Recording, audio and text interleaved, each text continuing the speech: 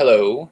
Today I will be reading Dart of Death Sutta from Sutta Nipata, translation offered on suttacentral.net.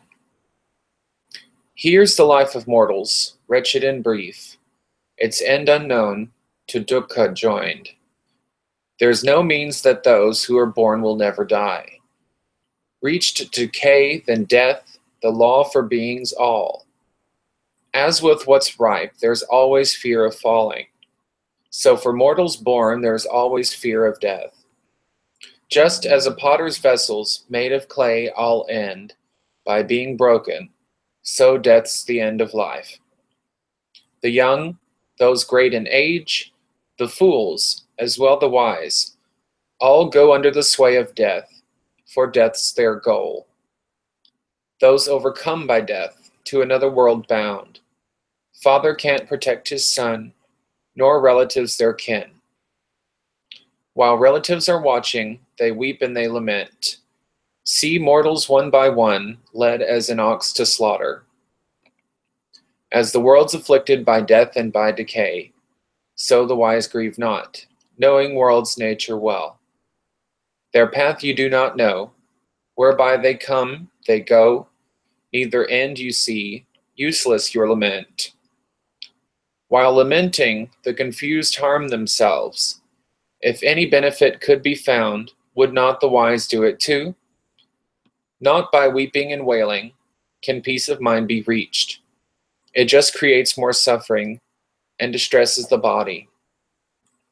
You become thin and discolored, harming yourself with yourself, and the departed are not protected by this.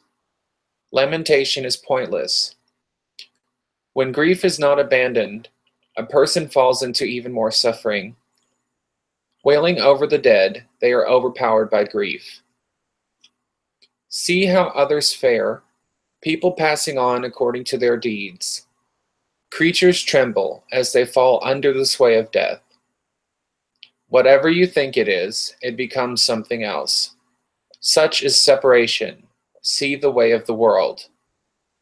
Even if a person were to live 100 years or more, they would still be divided from their family, abandoning this life.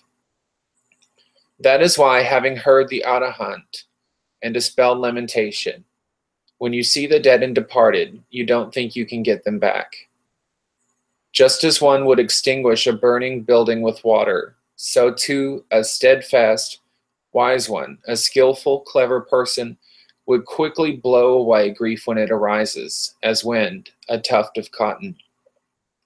One who is seeking happiness should draw out the painful dart, lamentations and longings, the grief that is within. Dart withdrawn and unattached, the mind attains to peace. Pass beyond all grief, griefless, fires put out.